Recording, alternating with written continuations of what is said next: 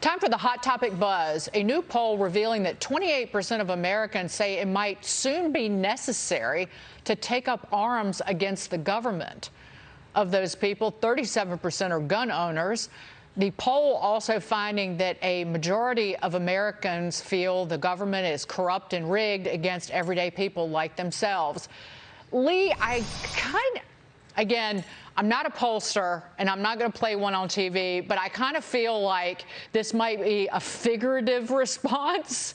But do you think it's literal?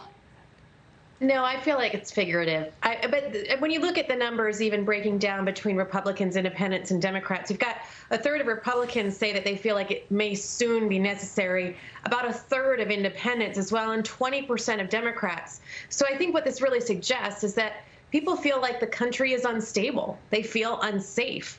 And when you look at some of the other numbers in here, about half of Americans feel like a stranger in their own country. And so I think what we're saying here is that people just, we've been seeing this for a long time. People feel unsafe on every measure. They feel physically unsafe, emotionally unsafe, financially unsafe. Nothing feels like that is secure. They don't feel like they can trust institutions. They don't feel like they can trust the government. And so people are going to want to take it in their own hands across the board. So, yeah, I think it is a little bit figurative, as you say, but I think it's suggesting this underlying feeling of unease. Liz, but the feeling of unease is a little bit different on the left among certainly young liberals because, again, words hurt.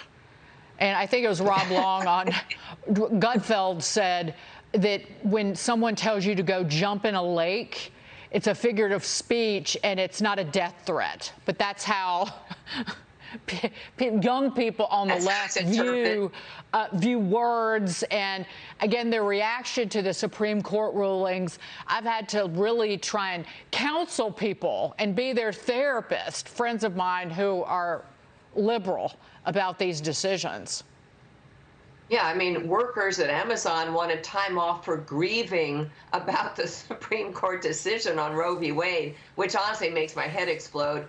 But let's go back to the 2020 election. What did Joe Biden run on?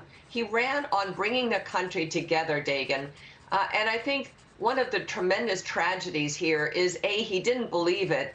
B, he never even tried to accomplish that. And as a result, our country is, I think, more divided than it has ever been. And we've been through some pretty tough times over Vietnam, over race riots, et cetera. But right now, people don't trust each other. They don't trust the government. I think Lee is absolutely spot on. They feel unsafe. They feel unsafe walking down the street. They feel unsafe financially.